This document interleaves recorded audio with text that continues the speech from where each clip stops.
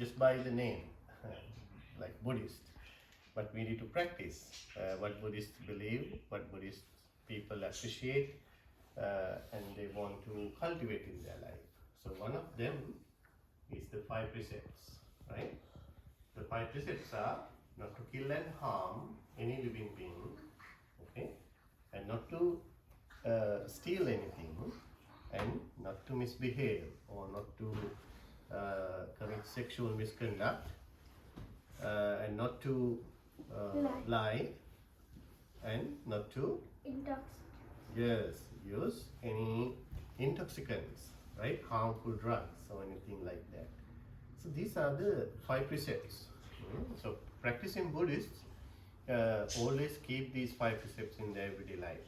This is the foundation for the life, right? As Buddhists, we always observe them and make sure we don't break them, right? We don't break these precepts. So we always need to keep that in mind. We need to remember the 5 precepts. Wherever you are, whatever you do, whoever you are with, even at school, even whenever you are with your friends and others, you need to remember that. If you are a practicing true Buddhist, you always keep these 5 precepts. Therefore, we have to respect that practice. So, and then we need to do all other activities in our life, everyday life, according to the Buddhist teachings, right? With the teachings of the Buddha, okay? We all want to be happy in our life, right? That's why we do all these things in our life. But to be happy in this world, in our life, we cannot do whatever we want to, right? We cannot do whatever we want to, but we have a framework, or what we call it, the discipline, right? We want to be happy in the right way, right? We want to be happy in the right way, okay? Like if you want more money to be happy, right? As we all understand, you have to earn money in the right way, without harming anyone, right? Without hurting anyone, without violating any rules, right? So this is the way to be happy truly, in the right way. So similarly, whatever you do to become happy in your life, you have to do that in the right way, in the spiritual way. So this is what Buddha taught us. So basically the 5 precepts. If you keep 5 precepts, that is more than enough. Everything is there, basically. You know, you will be very well protected. So that's the true Buddhist way of life, therefore. Okay? So Buddha taught us how to be happy in the right way, you know, spiritually. And also we need to understand the human potential, we call it, the human capability, or our capacity as human beings, right? So Lord Buddha is the best example for us. So Buddha was a human being just like us. He was a human being just like us. But he cultivated his mind up to a highest level possible, right? The greatest, highest level possible through the spiritual practice of meditation, and also by practicing all the good things, you know, good things, spiritual things in life, like generosity, right? Patience, you know, and loving kindness and compassion, morality, we call it, discipline, being truthful always, right? And all these good qualities, not just the meditation, all necessary qualities, he cultivated them up to the perfection level. Only after he reached the perfection level of all these qualities, he was able to become a Buddha. In the final birth, in his final birth life, he completed all these qualities. How long did it take for him to fulfill these things, complete these things? Do you know? How long did it take? Did it happen in 1 year, 2 years, 3 years? one life? No. We learned that in the teachings of the Buddha, right? It took thousands of lives for him to cultivate all these good qualities up to the perfection level. Perfection level, that is the most important point. Without missing anything. That's the level of Buddha, Samma Sambuddha. They have to perfect all these spiritual qualities to become a Buddha or fully enlightened one. So Buddha did that. Buddha did that, taking so long to cultivate all these qualities, and he was born as a prince, Prince Siddhartha, in his final birth, and he grew up as a prince, and he was a very kind, smart, intelligent boy, prince, and he became a very successful, very intelligent, skillful prince. Okay, so even he got married, right? But realizing what people are going through in their normal life in society, he became a kind of shocked to see how people are suffering in this world, in this society, right? After they are born, they age, right? They get old and they get sick, and they eventually die. Say goodbye to everybody, everything. So this whole life process is having a lot of negativity, suffering, problems, issues. So Prince Siddhartha observed this in society, what happens to people. So therefore he wanted to find a solution for that. He wanted to find a way out of that. So there he understood the reality of this life, and the circle of birth and death we call the samsara. This is the biggest problem we are having. This is not the one and only life we are having. We are the travelers in this journey. So we have to be born again according to our own karma, what we do in this life, right? So Buddha wanted to find a way to be free from this suffering of existence, this life. Therefore he left the palace, his family, royal family, and became a spiritual person, ascetic. And he went to many teachers looking for the truth, the reality, but he could not find. None of these teachers could teach him. And therefore he practiced meditation by himself. So on the Vesak full moon day, at the age of 35, he was 35 years old when he attained enlightenment, sitting under the Bodhi tree. That is the Bodhi tree. Do you see that? So in India, right, at Buddha Gaya, sitting under the Bodhi tree, after accepting the kheer, milk rice, right, from Sujata, he took this special meal, and after enjoying that, after 6 years actually, after severe practice, dedication to this spiritual practice, finally he coming into a moderate life, getting rid of that severe ascetic practice. He came into a moderate lifestyle, way of life, and he accepted the Sujata's milk rice, and enjoying that, he went to sit under the Bodhi tree. And there he sat with a firm determination, all along. His determination was, I would not get up this seat, from this seat, until I attain enlightenment. Even though my skin, my flesh, my blood would dry out, I will not get up.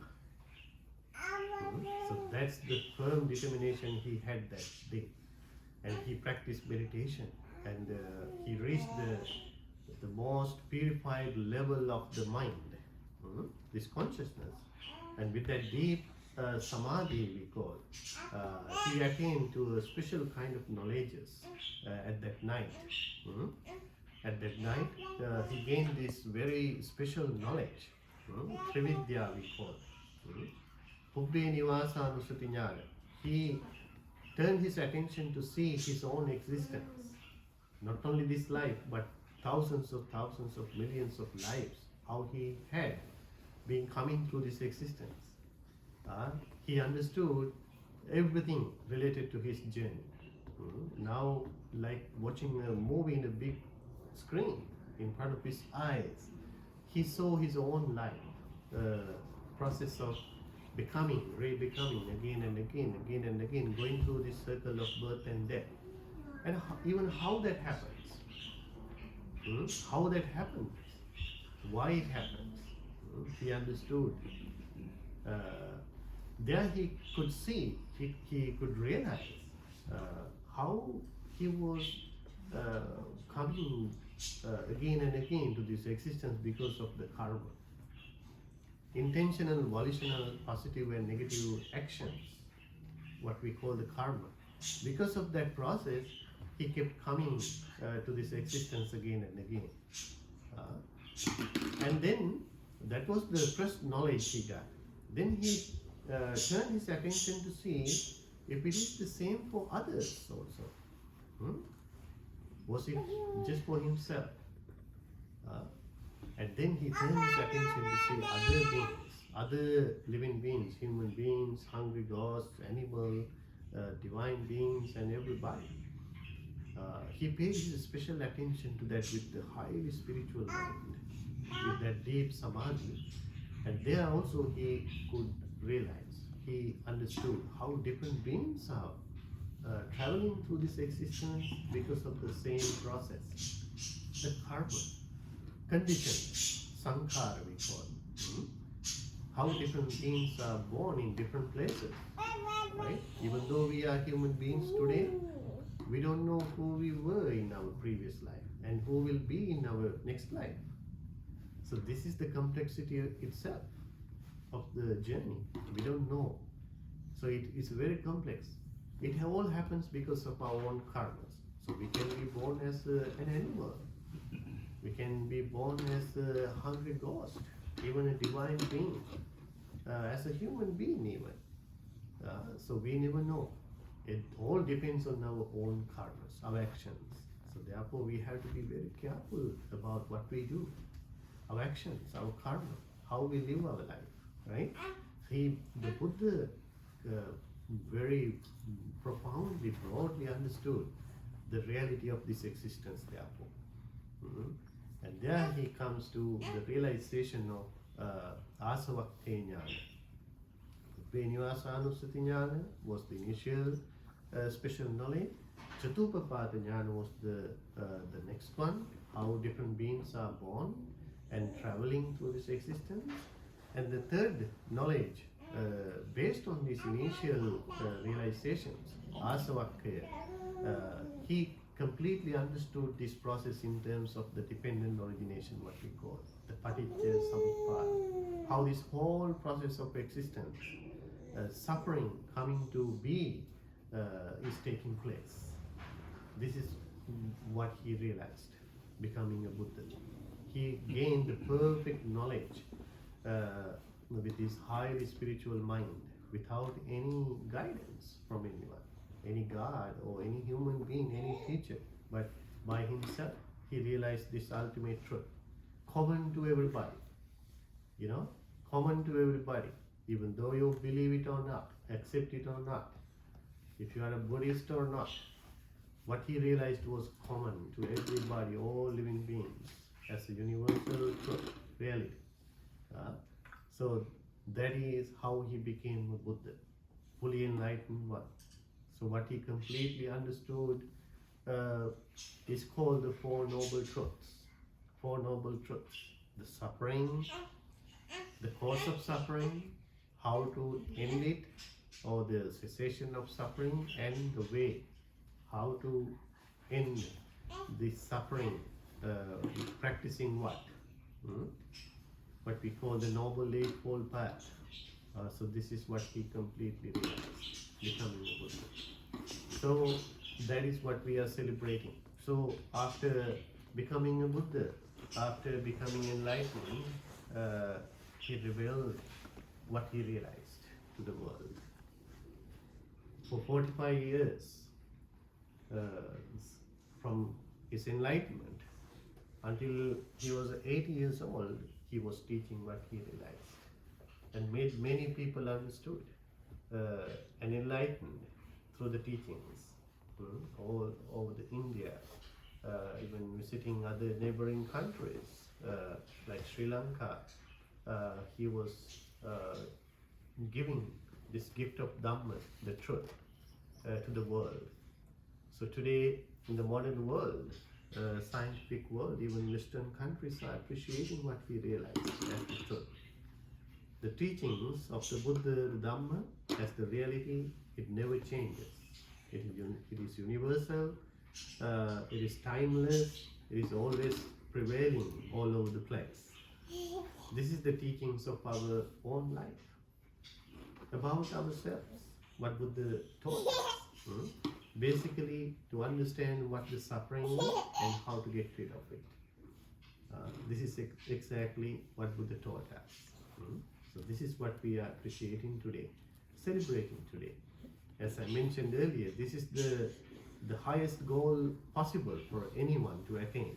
The evolution of our consciousness, we call the mind, as human beings, nothing beyond the Buddhahood, becoming a Buddha. So Buddha reached that. So most importantly, Buddha teaches us we all are gifted with that capacities as human beings. We all have that power, skill, potential to become enlightened and become perfect human beings, even spiritual people in this world, in this society. And that is what we should all try to attain. Okay? So with that great inspiration, you all are here today to pay your humble respect and gratitude, homage to our great master, the Lord Buddha, with all these puja items. Okay? So now with this great respect on this very special, highly spiritual Vesak full moon day, let's recite the gathas together to offer the Buddha puja, thinking that the living Buddha is sitting in front of us now. And we are witnessing the great Buddha in front of us. And let's make all these offerings to the Lord Buddha by reciting the gathas now. So join the monks in the chanting. Sadhu, sadhu, sadhu. Namo tassa bhagavato arahato samma sambuddhassa. Namo tassa bhagavato arahato samma sambuddhassa. Namo tassa bhagavato arahato samma sambuddhassa. Iti piso bhagavan araham samma sambuddho vidyacharana sampanno sugato lokavidu anuttaro purisa dhamma sarathi sattha deva manussānaṁ buddho bhagavati swagato bhagavata dhammo sandhidhiko akādiko ehipassiko panayiko panchattam veditambo viññoyeti supatipanno bhagavato sāvaka sangho ujjupatipanno bhagavato sāvaka sangho ñāye patipanno bhagavato sāvaka sangho svamiji patipanno bhagavato sāvaka sangho yadidam chantari purisa yugani anta purisa punggala Bhagavato Sāvaka Sangho Āhuniyo Pāhuniyo Dakkiniyo Anjali Karaniyo Anuntaram Punyakettam Lokam Sati Vandami Cetiyam Sampang Sambadani Supatinditam Sarikadhatu Mahabodhim Buddharupam Sakalam Sadasaram Padittena Dipena Tamadam Sinadilokadipam Sambuddham Pujayami Tamonudam Gandha Sambharayuntena Dupena Sugandhina Pujayi Pujaniyantam Puja Bhajanuntamam Vannagandha Gunopetam Etam Kusuma Santatim Pujayami Munindassa Siripada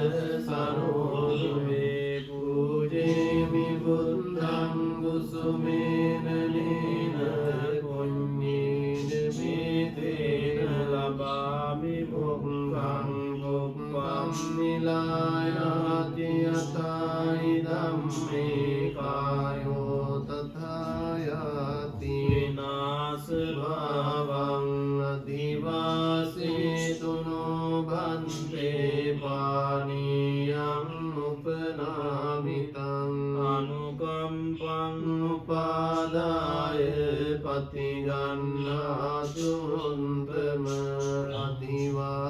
Adivasituno Bhante Gilane Panchayam Imang Anukampam Upadaya Patigannatu Untama Imina Punya Kammena Mame Bala Samagamo Satang Samagamo Tu Yavanimmana Pantiya Karaniya Mandhusaena Yantam Santam Padam Abhisaminja Sangho Juja Sujuja Suvacho Chansa Mudu Anatimani Sandhusa Gocha Subharocha Ambedkar Sallamka Buddhi Sandindriyocha Nipagocha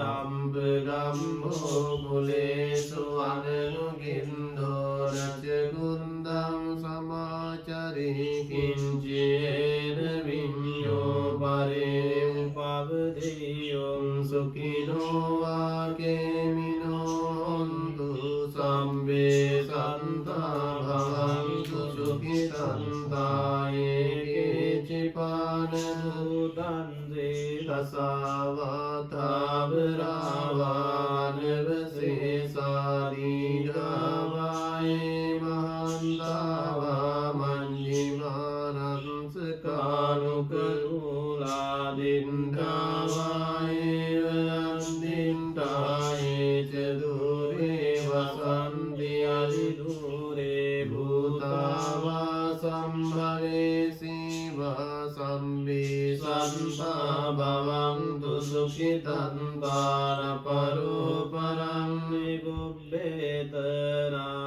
Manyeta Kanta Chinam Kanchi Vyalosana Patiga Sanyananja Manyanta Dunga Vinchaya Mata Yataniyam Buddham Ayusa Eka Buddha Manurakki Evam Pisambhute Suvana Sambhavaye Aparimanam Vintancha Sambhalokasmin Vana Sambhavaye Aparimanam Vintancha Sambhavaye සම්බලෝකස්මින් මාන සම්භාවයේ අපරිමානං උද්ධං වදෝච තිරියංච අසම්බාධං අවේරං අසපත්තං දින්දං චරං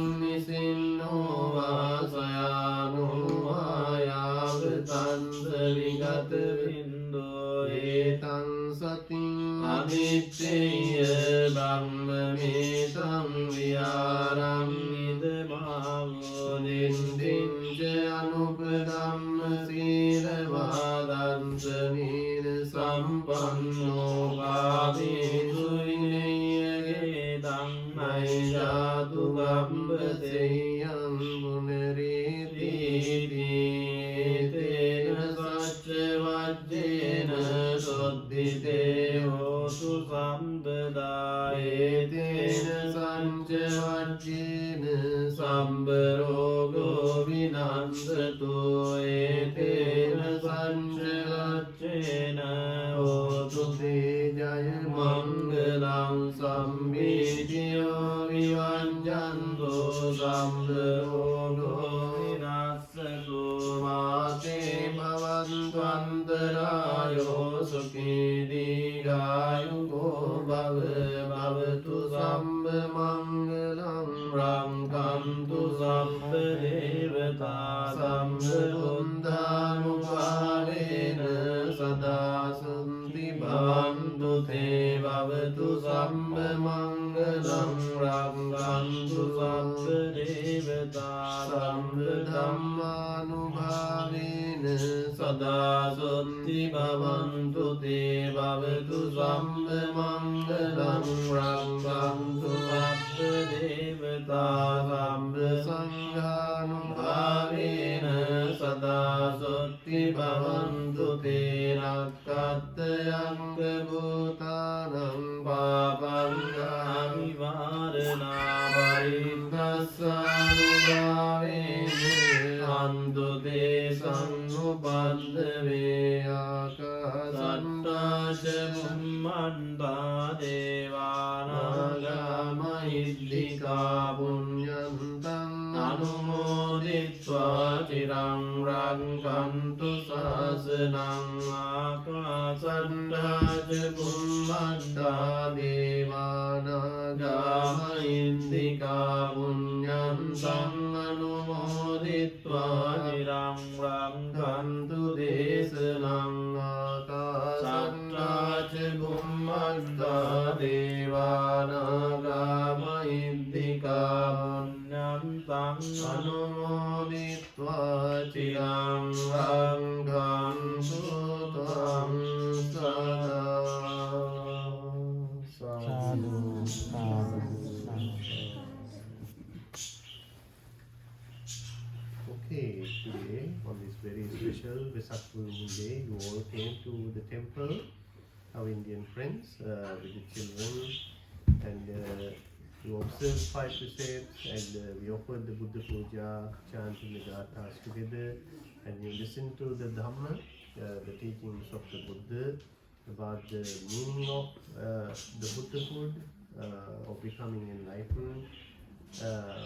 And we chanted the Gathas together, we chanted the Metta Sutta, and we accumulated lots of merits, blessings of the Lord Buddha, and finally we wish you all the best by the powerful blessings and the merits of all these meritorious spiritual activities today, and with the blessings of the divine beings, celestial beings, may you all be well, happy and peaceful, and may you enjoy good health and long life, and you may achieve the highest goal of this precious human life, and all the blessings to you.